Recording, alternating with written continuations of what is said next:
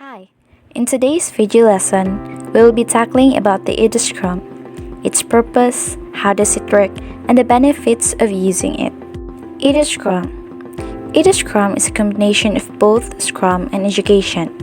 Scrum is a framework for the development and maintenance of complex products. This makes it widely used in IT development and is now widely supported in this area. However, nowadays, Scrum is increasingly being used in alternative areas. And one of these areas is education. The possible applicability of Scrum in education has prompted the Eduscrum team to experiment with the Scrum framework within education. Although the outcomes of school results are fairly predictable, the process of achieving these outcomes is not.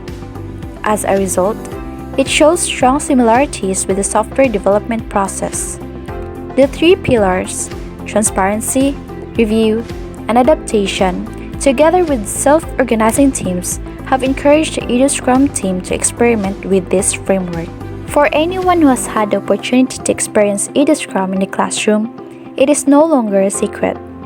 Eduscrum is a co-creative process in which students are no longer held responsible, but feel responsible for their own work and learning process. Nobody tells the students what and how they should do their work. Only the desired framework, celebration criteria, is set. Homework is no longer given by the teacher, but scheduled by the students themselves according to how they have arranged their work. When you are in an Eduscrum class, you will certainly perceive the energy, mutual involvement, and personal responsibility. The Eduscrum framework is lightweight and offers sufficient space for a personalized approach. The personal development of the students is very important in Eduscrum. The purpose of the Eduscrum. Eduscrum is a framework for guiding students where the responsibility for the learning process is delegated from teacher to students. In Eduscrum, learning is central. Learning smarter, learning to collaborate better, and getting to know yourself better. In addition, this way of working provides more responsibility, pleasure, and energy, resulting in better results and shorter lead times. Young people make a positive personal development because of this, which strengthens their confidence in themselves and among each other. The key to all this is ownership. The young people have the space to determine their own learning process within the set frameworks and learning objectives. Eduscrum not only improves the professional content, but also their own personal development and the way of working within a team. The Eduscrum framework, such as the Scrum framework, consists of teams and their associated rules, ceremonies, artifacts, and rules. Each component within the framework serves a specific purpose and is essential for the use and success of Eduscrum. The Eduscrum rules connect the ceremonies, rules, and artifacts related to the interaction between them. The Eduscrum rules are described throughout this video. Eduscrum theory. Eduscrum, like Scrum, is based on the theory of empirical process control or empiricism. Empiricism assumes that knowledge arises from experience and making decisions based on what is known. Eduscrum uses an iterative, incremental approach to optimize the feasibility of learning objectives and to manage risks. Three pillars form the foundation of every implementation of empirical process: transparency, review, and adaptation. Transparency. Significant aspects of the process must be visible to those responsible for the result. Transparency requires that these aspects are defined according to a common standard so that observers have a common understanding of what is being seen. For example, a common language related to the process must be shared by all participants. A common definition of ready must be shared by those who perform the work and those who accept the working product. Within Eduscrum, the focus is on adding value, in which value can be understood as the total of individual learning performances, personal development, and collaboration. The Eduscrum framework is therefore intended to make information transparent, and thereby support the learning process. Transparency is needed to help students make the right decisions and thereby maximize value. Hi everyone, this is Debbie, and today we will be talking about the Eduscrum review, adaptation, the Eduscrum team, the teacher and the student team, and its size. Let's start. The Eduscrum review. The Eduscrum user should review the Eduscrum elements and the progress towards the learning objectives in order to detect undesirable deviations. Reviewing the activities in the classroom or practice room. Eduscrum is the delegation of lessons from the teachers to the students.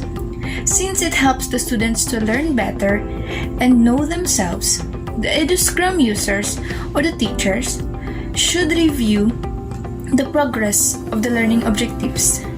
It is also performed by both student and teachers. It will help the teachers identify the areas on where they could provide something, and for the students, it will help them identify on where are the areas that needs improvement. Adaptation. If a student or teacher determines that one or more aspects of a process are not feasible and or that the result will be unacceptable, the partial planning or work in progress will have to be adjusted. What is good in this framework is that it has an avenue of flexibility. The teachers will be able to change the strategies in learning and can give another activities for the students. Since it is also about knowing the self of a student, the student can identify what is his or her weaknesses and change his way of learning. This will make the both parties flexible. Eduscrum prescribes 6 formal occasions for review and adapt as described in the Eduscrum ceremonies. This includes team formation, sprint planning, meeting, stand-up, sprint review, sprint retrospective, and personal reflection. The Eduscrum team. The Eduscrum team consists of product owner, Eduscrum master or the team captain, and the team. The teacher fulfills both roles and decides on why and what. Each team will have one Scrum Master or the team captain on which the teacher will share his or her role as an Eduscrum Master. Each team will consist of 4 to 6 students with one team captain. Student teams are self-organizing and multidisciplinary. Self-organizing teams, these teams choose how they can perform best their work, rather than being told by someone outside the team. Therefore, they have their initiatives. Multidisciplinary teams put themselves together based on skills and personal development areas. Although the team itself is responsible for the result and on the sense is independent, they are allowed to use the insights and information of other teams. Therefore, stimulating team transcending collaboration is encouraged. They didn't limit their collaboration in one group. Why teams? The team model in Eduscrum is designed for optimum independence, collaboration, safety, flexibility, creativity, motivation, and productivity. Student teams provide iterative and incremental learning products whereby opportunities for review and adjustments are maximized. Incremental deliveries of the done learning product ensure that the outcome of learning is good and the competencies are met. The teacher. The teacher as product owner and Eduscrum master. As a product owner and Eduscrum master, the teacher is responsible for determining the learning objectives that needs to be achieved by the students and assess them. He or she also monitors the Eduscrum process and facilitate the learning process of the individual students of the student teams. This includes referring to subject matter, answer the student questions and give examples. He is also responsible for encouraging cruise teams collaboration, but it varies in the organization, student teams, and individuals. The teacher's role includes determines what and why to learn, monitors and improves the quality of the academic learning outcomes. Last, test and assess the academic learning outcomes and monitors personal development. Determine what and why to learn. The teacher is closer to the output and accountability side of education and is therefore responsible for measurable educational outcomes such as test results, transition results, and exam results. Teachers are accountable in the student learning, especially in teaching the competencies. That's why they set measurable competencies and make sure that the students and stakeholders are satisfied with results, including the parents, board, inspection of education, and the students. Therefore, the what and why to be shared is agreed by the teachers and the students. This is why the teachers will set the passing scores for the test, the duration of class presentation, and other activities to give the celebration criteria. Second, teacher monitor, test, and improve the quality of the academic learning result. After determining what and why to learn, the teacher will monitor, test, and improve the quality of the academic learning result through giving short activities and projects. Since the duty of the teachers is to assess the student's learning result, he or she will give activities and projects. It can also be a short or long quizzes, quiz bowl, and other group presentations. The teacher will give a celebration criteria too that the students need to meet. This includes the deadlines of the project, rubrics, passing scores, and many more. This will help the student achieve the competencies. Each team will assign a task to each members, and they can create their own criteria relation to the given celebration criteria for a better output. Last, testing professional result and assessing personal development. As a teacher, he or she evaluates the professional result and assessing the student's personal development in behalf of the stakeholders. After identifying what and why to learn and giving celebration criteria set for assessment of the academic results, the teacher will test the professional result and assess the personal development of the students. This includes giving an individual quiz or checking the group assignment.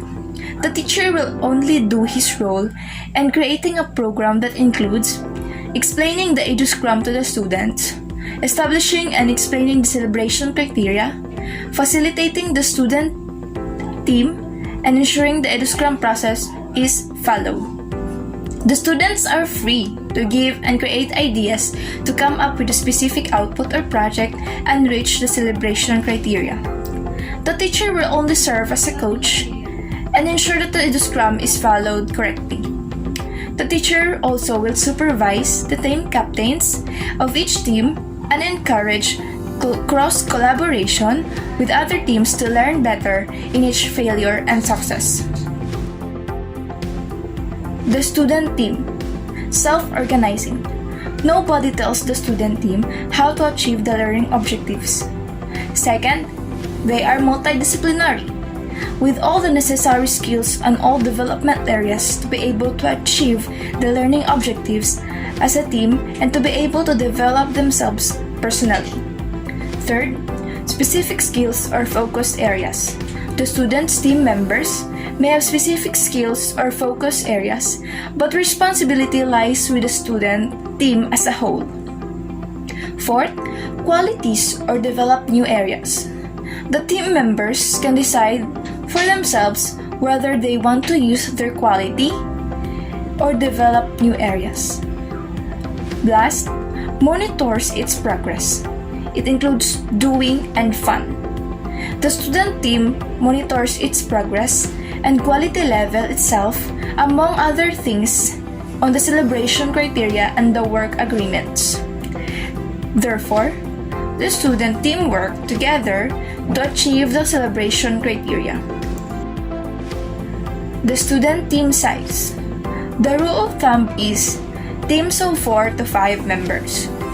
The optimal team size is small enough to remain workable and large enough to deliver significant work.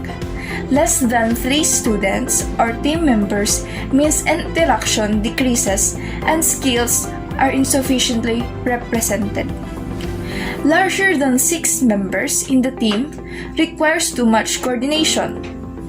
Large teams generate too much complexity to be controlled by empirical process. The team captain. Within the student team, one of the members plays the role of team captain. The team captain is not the boss and also a working member of the team. He or she ensures that the team can perform optimally, but without being above the team. They are first and foremost an equal team member. Within Eduscrum, the team captain is a more limited role than the role of Scrum Master within Scrum.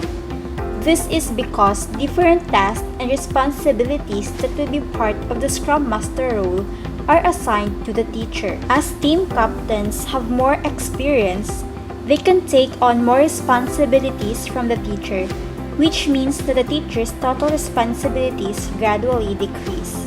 The role of team captain is fulfilled during the team formation at the start of the first sprint. The team captain is designated by the teacher or chosen by the students.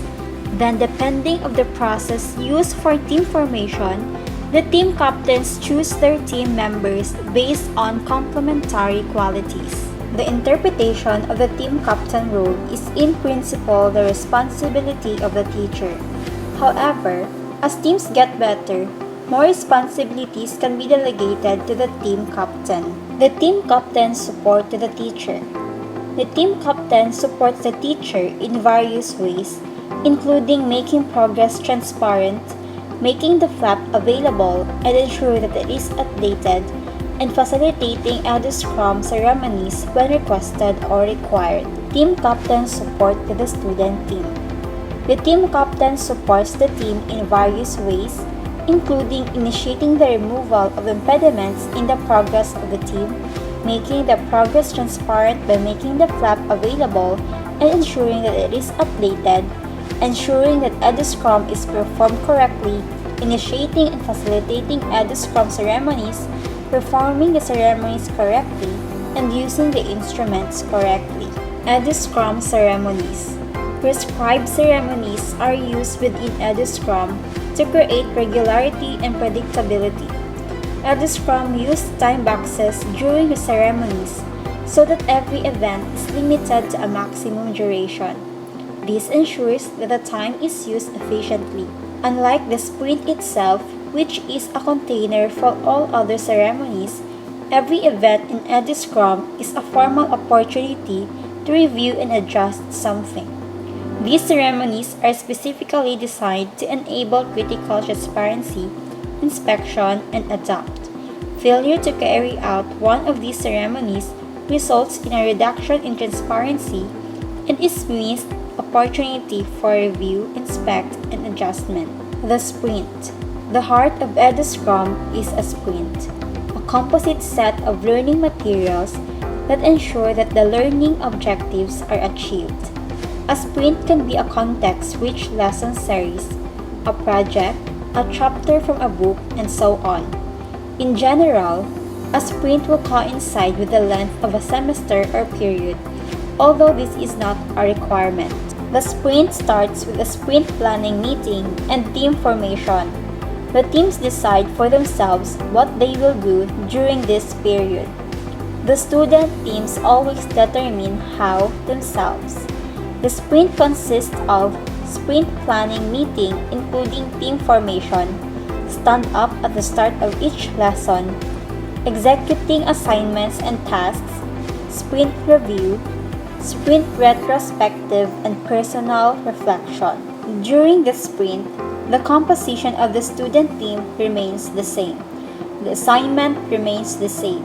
May the quality be clarified and negotiated between teacher and student team as more is learned. The sprint ends with a retrospective by checking the completed work and determining improvement actions.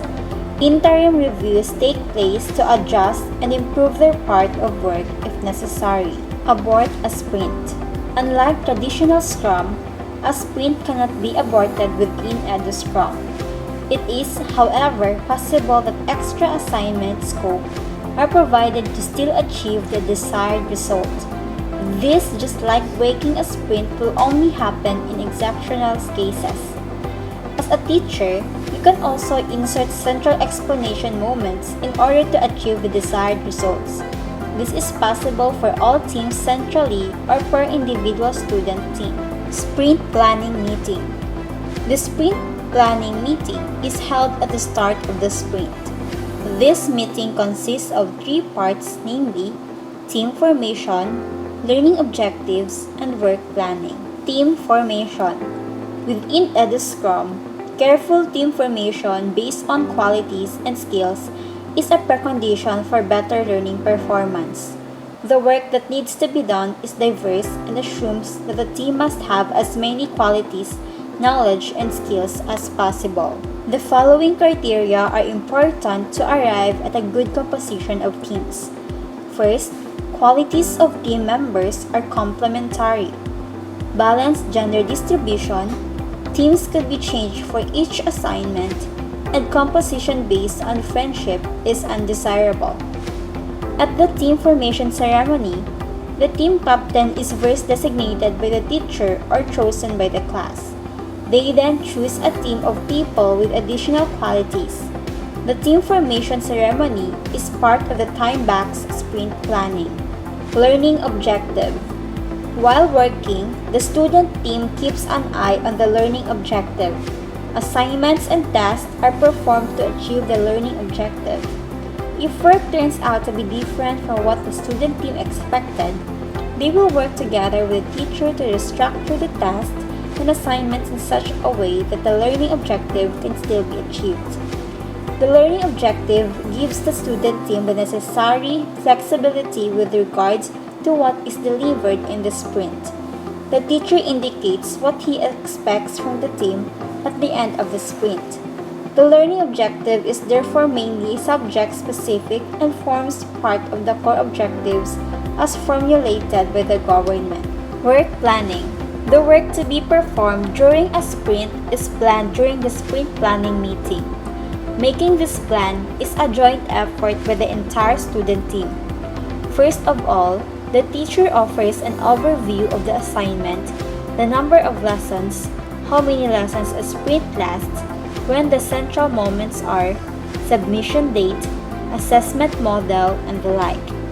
He therefore sets out the framework within which the students can exercise their ownership and draw up their planning. Continuing, we have the Runup Chart. Here, you can see the progress of work planning. It is a graph with the number of available lessons on the horizontal axis and the amount of work on the vertical. In estimating the total amount of work, the team goes through a process called planning poker. In this process, the team discusses each task and assigns a number of points to each task depending on the scope of the task. After assigning points to each task, all points are added up and the total amount of work is known. The team will now draw the Runup Chart. During the stand-up meeting at the beginning of a lesson, tasks are declared done. The Runup Chart is updated and it becomes clear to the team and the teacher whether they are still on course with the progress of the work. Another activity that consists a sprint is stand-up. It is a 5-minute time box event for the student team to synchronize activities and make a plan for the next meeting. The stand-up takes place every class meeting at the beginning. This is done by check the work since the last stand-up and predicting which work can be done until the next stand-up. It is held every meeting and at the same time, namely at the beginning, to reduce complexity and create regularity.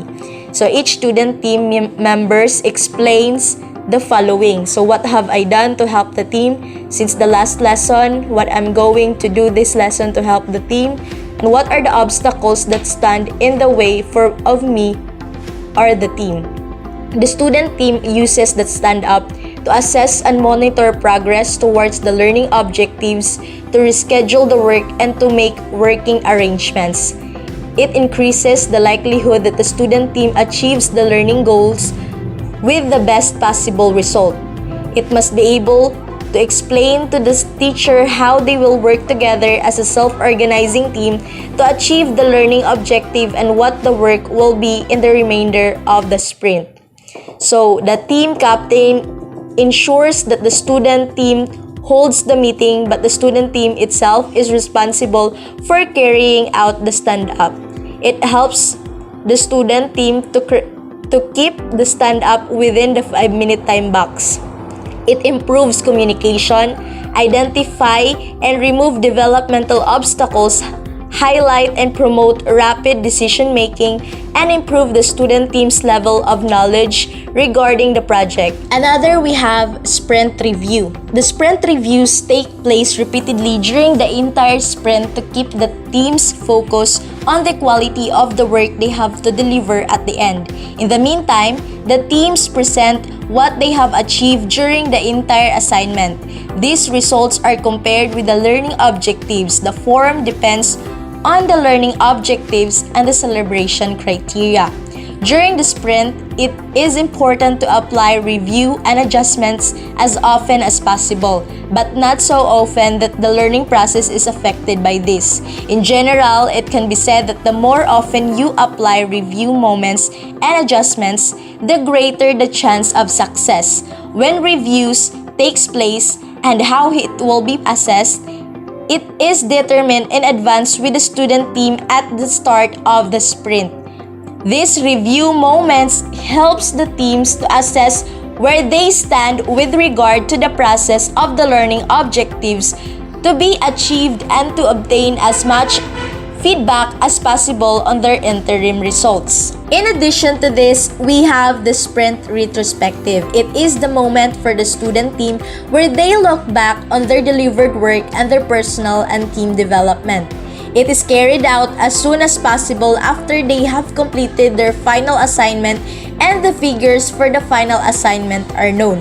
It must be carried out with sufficient depth so that the team as well as the individual members can use it to draw up a plan to improve themselves during the next sprint. Any delay of the retrospective is a potential missed opportunity to implement improvements for the teams and students in the subsequent sprint. So the purpose of the retrospective sprint is to look back how the last sprint went with regard to people, relationships, processes, and tools. Identify and organize things that went well and potential improvements. And lastly, to create plan to implement improvements to the way the student team does its work. The sprint retrospective consists of 3 parts. So the student evaluates the methodologies and methods used by the teams and identifies points for improvement. So the student then evaluates his teammates on the basis of skills and points for improvement and does this for himself. And lastly, evaluate why they shouldn't do it anymore, because as we have learned in our strategic cost, waste should be eliminated. As a result, the student learned to learn effectively and efficiently together. The retrospective is therefore a very important and essential part of Eduscrum and should certainly not be missing in the Eduscrum process. This takes place after the entire assignment has been done. So the student team answers the following 4 questions both individually and collectively. What went well? What can or must be improved? What should or we no longer do? And which positive actions will we take with us to the next sprint? And lastly, for a sprint, we have a personal reflection. Students get a lot of feedback from the retrospective. For example, they learn how other people think about their work, often that is good and that is nice, then they are happy to get started. But they also learn to look critically at their own actions where they can improve themselves. With this feedback, they can get started doing something better next time. Retrospective and personal reflections enable team to work better together. They are hugely important steps in the process of constant improvement. In the beginning, the student gets a lot of freedom to fill in review, retrospective, and personal reflection. The teacher will coach to grow further in this. This way, the Eduscrum process not only gets better and better, but the student and even the teacher and also grow as a team player and as a person. Then we have Eduscrum artifact. The artifact of Eduscrum represents work or value in various ways that are valuable for providing transparency, for review, or inspections and adaptation. The artifacts that Eduscrum defines are specifically designed for maximum transparency of key information needed to ensure that the student teams can successfully achieve a ready learning goal. Hello everyone! So for now, I will be going to tackle first all about the flop in Eduscrum board. So what is flop? Flop is an overview of all tasks that are required to achieve the learning goal. This overview is a collection of stories, celebration criteria, work agreements, tasks, Runup Chart, and impediments that the student teams will complete for the sprint. The flop is a chronological representation of time. The tasks move based on their status of to do, busy, and done. In addition, the flop provides insight into the planning. It shows exactly where the student learn is with regard to ready and remaining work. The flop is therefore a prediction whether the team will achieve the stated learning objectives. The flop must be constantly updated so that it always gives an up-to-date status of the student team's progress. This update is done at least after every stand-up. Another feature of the flop is that it should promote the transparency of progress. That means that the flop must be visible to all student teams during every meeting. The flop is a plan with sufficient detail so that changes in progress can be understood in the stand-up. The student team adjusts the flop during the sprint and it develops during the sprint. The flop can therefore be revised at any time based on progressive insight. If new work is needed, the student team adds it to the flop. This already takes into account the number of work points that are given in advance when planning. If parts of the plan prove unnecessary, they will be removed. Only the student team itself can update its flop during a sprint. The flop is a very visible, real-time view of the work that the student team plans to do during the sprint, and it belongs exclusively to the student team. Next is check sprint progress. At any time during the sprint, the total amount of work remaining for the sprint on the flop can be inventoried. The student team keeps this overview at least for every stand-up. The student team, together with the teacher, predicts the likelihood of achieving the learning objective based on the status of the task still open. By keeping track of the remaining amount of work during the sprint, the student team can monitor its progress. The learning objective. The learning goal is the total of all the stories that the teams have to complete during a sprint. At the end of a sprint, the learning objective must be ready, which means that it must meet the pre-established celebration criteria, aiming for a score that is equal to understanding the learning objective. The same definition helps the student team to determine how they plan and organize their work during the sprint planning meeting. The goal of every sprint is to achieve the best possible learning objectives and tasks that meet the celebration criteria of the assignment. Also, you are going to consider few important questions to check whether the task has been performed correctly, like how can you test whether you are really ready? What exactly is ready? What criteria apply to it? But also, when is it not ready? The student teams are responsible for drawing up their working arrangements. They write this down in the definition of doing and the definition of fun. The learning process can be adjusted by the retrospective based on the outcome. In this way, new insights can be integrated into the process to achieve better results. So first is the definition of doing. Definition of doing are actually work agreements within the team. How are you going to ensure that the work is really finished? This is something of the team itself, but it is obvious to take a good look at the celebration criteria. Teams write agreements at the definition of doing, such as if everyone understands the work done, created work is discussed or checked with all team members. Everyone learns at least 1 week in advance for tests.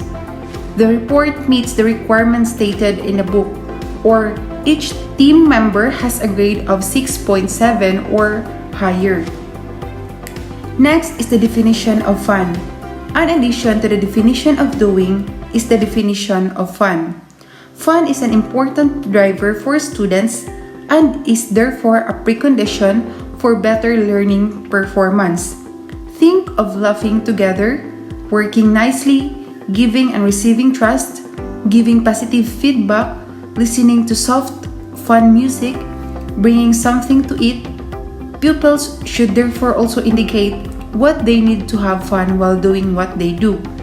Needing can best be understood here in the broad sense of the word, what must be there to work pleasantly. Often the outcome of a retrospective provides starting points for the definition of fun. This list is also a living document and can be supplemented or changed frequently. So we are now in the conclusion. The Eduscrum guide is free and is offered online. The rules, artifacts, ceremonies, and rules of Eduscrum are fixed. Although it is possible to implement parts of Eduscrum, the resulting result is not an Eduscrum. Eduscrum only exists as a whole and function well as a container for other techniques, methods, and practices. This guide will be updated regularly based on advancing insight.